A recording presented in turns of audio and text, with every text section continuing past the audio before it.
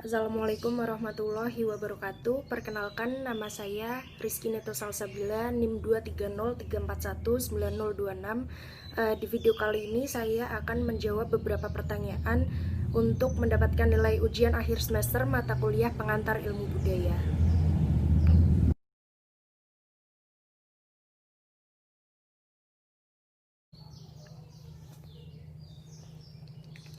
Selama masa pandemi COVID-19, banyak sekali muncul ide, gagasan, pekerjaan, atau bahkan benda baru yang dihasilkan manusia. Misalnya saja benda yang berupa APD atau alat pelindung diri, yaitu perangkat perlengkapan yang berfungsi untuk melindungi penggunanya dari bahaya atau gangguan kesehatan tertentu, misalnya infeksi, virus, atau bakteri. Bila digunakan dengan benar, APD mampu menghalangi masuknya virus atau bakteri ke dalam tubuh melalui hidung, mulut, mata, atau kulit. Lalu ada benda berupa masker bedah yang berfungsi untuk penutup wajah yang terdiri dari 3 lapisan bahan yang digunakan sekali pakai. Masker ini dinilai efektif untuk mencegah masuknya virus corona melalui mulut atau hidung ketika ada percikan ludah penderita COVID-19 saat ia batuk, bersin, atau bicara. Berikutnya ada peluang usaha yang bisa dilakukan di tengah pandemi corona, yaitu bisnis online. Sebelum virus corona mewabah, bisnis online sudah menjadi pilihan banyak orang karena sistemnya yang sangat fleksibel. Dengan cara berjualan di rumah, transaksi melalui m-banking, dan barang pun siap untuk dikirim. Lalu ada bisnis ramuan herbal. Virus corona hingga saat ini belum ada obatnya, tapi kita bisa mencegah penularannya ke tubuh kita dengan cara meningkatkan sistem imun dan selalu menjaga kesehatan. Di tengah pandemi, ramuan herbal alami yang mengandung bahan-bahan seperti kunyit, temulawak, jahe, kencur, dan daun serai terkenal dapat meningkatkan sistem imun. Oleh karena itu, bisnis ramuan atau ramuan herbal bisa menjadi bisnis yang sangat menguntungkan.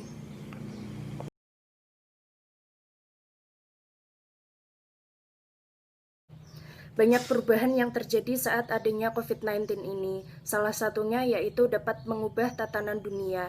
Pandemi virus corona tidak bisa dipungkiri telah mengubah kehidupan sehari-hari. Perubahan pertama ada di dunia kerja, terutama sektor formal atau perkantoran yang memiliki badan hukum. Saat tempat kerja telah menambah opsi baru, yaitu melakukan digital working atau shift kerja, kebiasaan kerja seperti ini tentu akan mengantar ke suatu era baru, di mana pekerjaan yang dikerjakan di rumah merupakan bagian efektif yang dari perusahaan. Begitu kebijakan bekerja dari rumah ternyata efektif untuk dikerjakan, maka banyak orang akan memilih bekerja di rumah saja tanpa harus ke kantor. Kedua yaitu dalam sektor pendidikan akan terjadi perubahan yang dahsyat. Kampus-kampus dan sekolah-sekolah pun mulai memperkaya pengajaran dan pelajaran secara online agar bisa diakses tak hanya dari rumah-rumah, namun bisa diakses oleh mahasiswa atau pelajar dari luar pulau bahkan luar negara. Ini akan meningkatkan inovasi di bidang pengajaran online dalam berbagai sisi. Ketiga yaitu ada higienitas atau pola hidup sehat, juga sedang menjadi prioritas utama kepada banyak pihak, baik pemerintah, pihak swasta, dan negara dan masyarakat umum. Banyak negara-negara yang akan segera menerapkan standar-standar baru higienitas yang akan diberlakukan dan wajib dilaksanakan semua pihak. Dan masih banyak lagi perubahan yang sangat signifikan yang terjadi saat pandemi COVID-19 ini. Akhirnya, pada suatu hal yang mendasar, makin banyak orang yang bersedia lebih memilih untuk di rumah bersama keluarga atau tetangga-tetangga terdekat karena kebijakan bekerja di rumah atau bisa jadi belajar dari rumah. Jadi proyeksi pasca COVID-19 ini benar terjadi, tentu bisa menjadi pola hidup baru dan bisa dapat dipastikan jalanan makin renggang, kemacetan akan berkurang secara signifikan, BBM akan turun, subsidi BBM juga akan turun, belanja online akan booming, pesan makan online pun juga akan mengalami hal yang sama. Sebuah dunia baru yang sama sekali berbeda dengan yang lama akan kita temui. Maka persiapkan segalanya untuk menyambut dunia baru yang terdisrupsi kembali pasca merebaknya COVID-19 ini.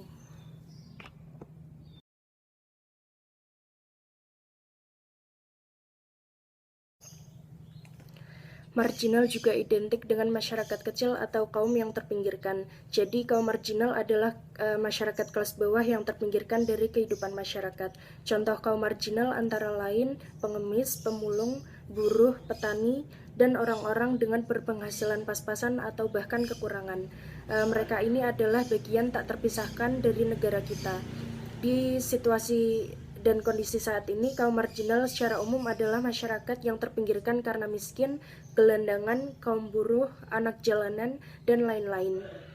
Penyebab mereka terpinggirkan karena tekanan ekonomi, sosial, budaya, politik, dan kadang juga peraturan maupun kebijakan pemerintah.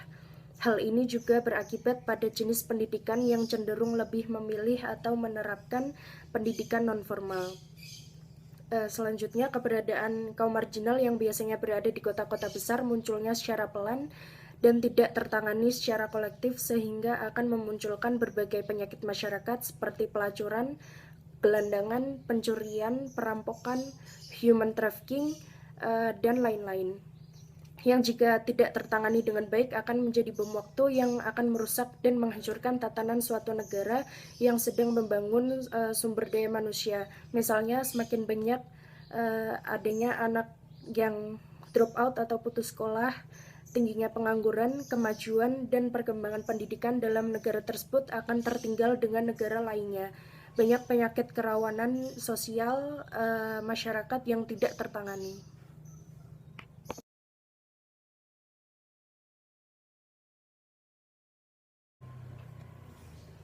Iklan sebagai salah satu media pemasaran telah masuk ke dalam sendi-sendi kehidupan manusia. Iklan dengan berbagai macam bentuknya memberi informasi tentang produk barang atau jasa kepada publik.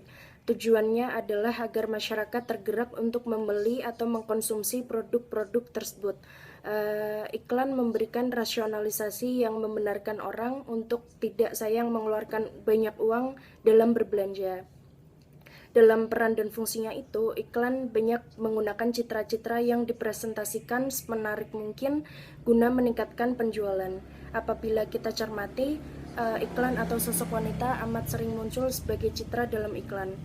Selama ini, media massa gencar menggunakan wanita sebagai objek atau simbol dalam penawaran barang dan jasa, sehingga antara media massa dan wanita adalah dua hal yang selalu berkaitan.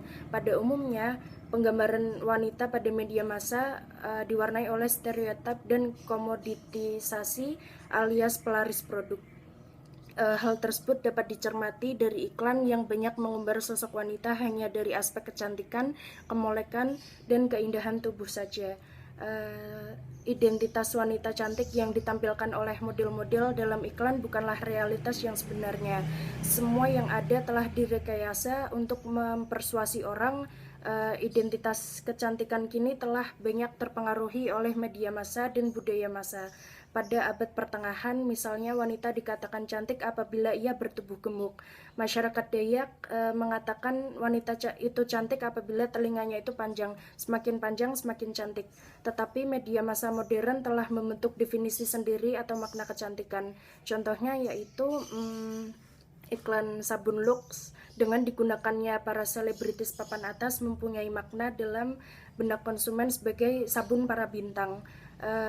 Kalau melihat sejarah iklan Lux yang cukup tua, yaitu sejak tahun 1955 ini, dengan model pertamanya yaitu Susan Hayward, seseorang bintang terkenal pada zamannya yang kemudian diikuti oleh bintang-bintang terkenal lainnya.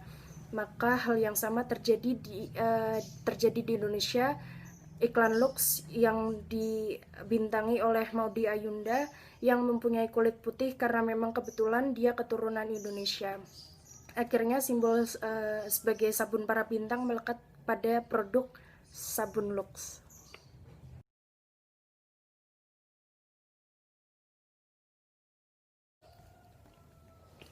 Link adalah bahasa tertentu yang digunakan sekelompok manusia yang tinggal dalam suatu komunitas tertentu pula. Komunitas di mana sekelompok manusia menggunakan bahasa tertentu ini disebut dengan komunitas linguistik.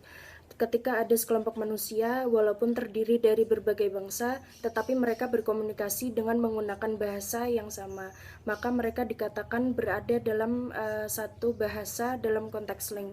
Di daerah saya, masih ada sekelompok manusia yang menggunakan bahasa tertentu, yaitu bahasa Jawa Krama Halus, di mana orang asli di daerah saya saling berkomunikasi dengan menggunakan bahasa Krama Halus sebagai tanda menghormati orang lain saat berbicara, dan ada juga sekelompok manusia yang merupakan pendatang baru di daerah saya. Mereka menggunakan bahasa Indonesia sebagai alat berkomunikasi dengan tetangga. Sedangkan parol adalah bentuk konkret dari link. Di daerah saya masih ditemukan konsep parol dalam berkomunikasi, seperti penggunaan kata kursi, chair, yang merupakan bentuk dari link yang memiliki arti yaitu tempat duduk. Rumah sakit dan hospital juga bentuk parol dari link, tempat untuk menampung orang sakit. Sebagai konsep dari ilmu linguistik, istilah link dan parol tidak akan terpisahkan. Parol muncul akibat penggunaan link.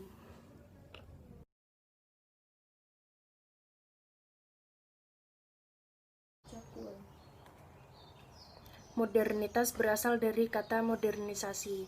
Modernisasi sendiri adalah praktik barat yang mentransformasikan ekonomi non-kapitalis praindustri menjadi ekonomi kapitalis industrial.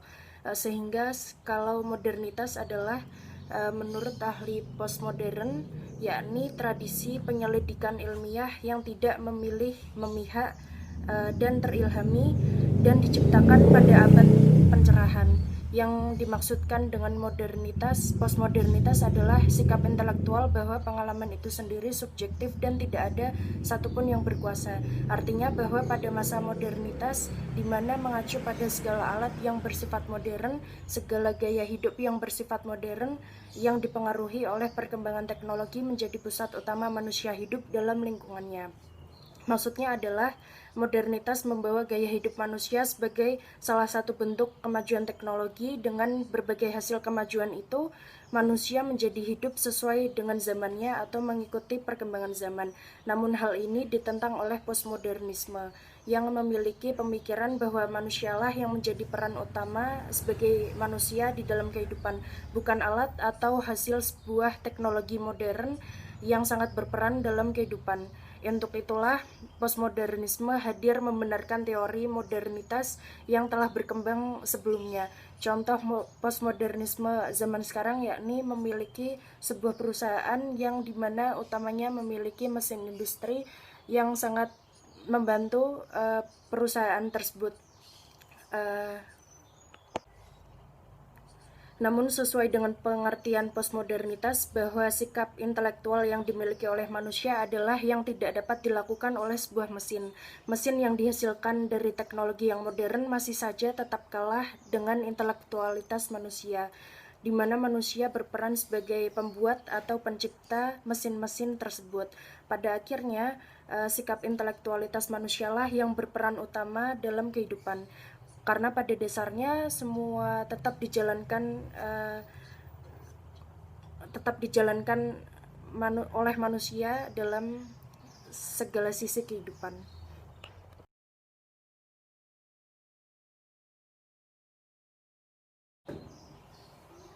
Menurut saya terdapat dua gerakan feminisme di Indonesia, yakni perempuan yang menyuarakan kesetaraan gender dan perempuan yang menyuarakan hak-hak keperempuanannya untuk kembali. Saya sering menjumpai hal-hal kecil seperti ini di kehidupan sehari-hari saya.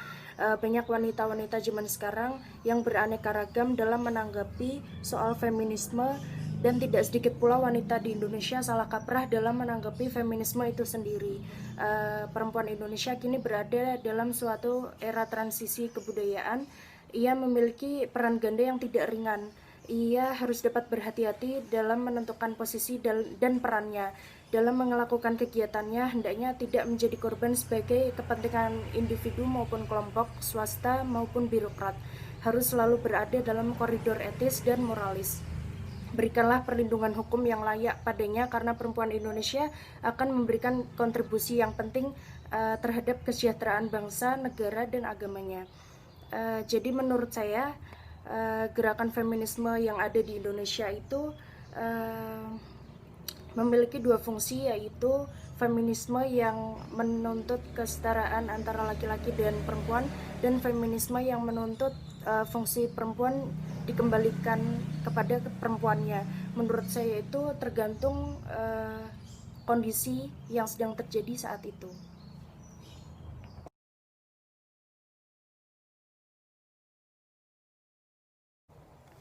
Istilah Orientalisme secara umum dimaknai sebagai pola pikir Barat terhadap dunia Timur yang secara lengkap didefinisikan Ahmad Al-Hamid Gurab pada tahun 1992 sebagai kajian akademis yang dilakukan bangsa Barat yang kafir tentang Islam dan umat Islam dengan segala aspek, baik mengenai akidah, syariat, pengetahuan, kebudayaan, sejarah, aturan dan peraturan, hasil bumi dan potensinya dengan tujuan untuk merusak dan mengotori citra Islam, meniupkan keraguan kepada kaum muslimin akan kebenaran dan kepercayaan mereka terhadap ajarannya, menyesatkan mereka dari jalan yang dianjurkan dalam syariatnya.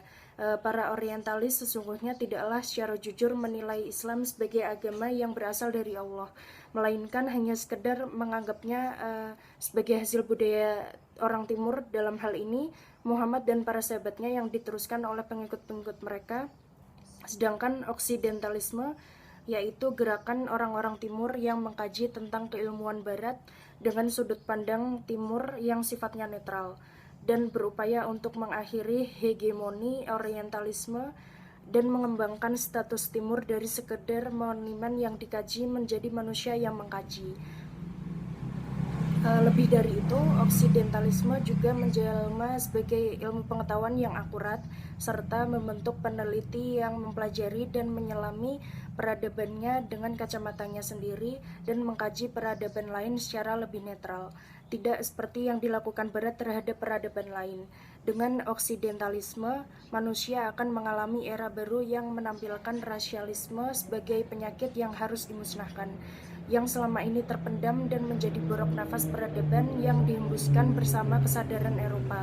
Oksidentalisme idealnya diharapkan mampu membentuk bangsa Timur yang mengenal dirinya, mengenal agamanya, tradisi intelektual secara mendalam dan menyeluruh.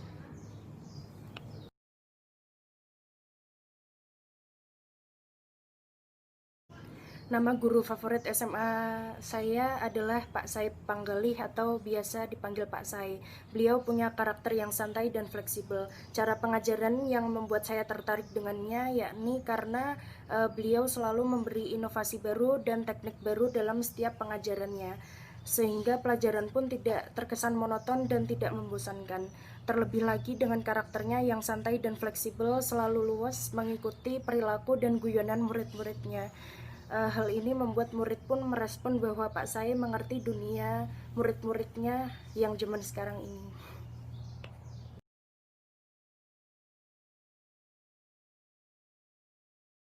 Pembelajaran PIB selama ini sudah berjalan lumayan baik. Kita sering berdiskusi dan tanya jawab via grup WhatsApp. Beberapa kali juga ada penugasan yang harus dikerjakan. Tetapi masalah waktu terkadang tidak sesuai dengan jadwal yang sudah ada dan tidak ada konfirmasi sebelumnya tentang kelas yang akan kami jalani hari itu juga. Lalu kita lebih sering untuk belajar sendiri dan mencari tahu sendiri tentang materi pembelajaran. Saat tanya jawab juga karena terlalu banyak yang bertanya, jadi tidak semua pertanyaan bisa terjawab dengan baik dan dijelaskan dengan baik juga. Yang lainnya sudah baik dan semoga kita semua bisa mendapatkan nilai PIB yang memuaskan. Amin. Sekian video saya kali ini. Saya mohon maaf jika ada kesalahan dari saya saat menjawab pertanyaan. Terima kasih yang sudah menonton. Terima kasih semuanya. Wassalamualaikum warahmatullahi wabarakatuh.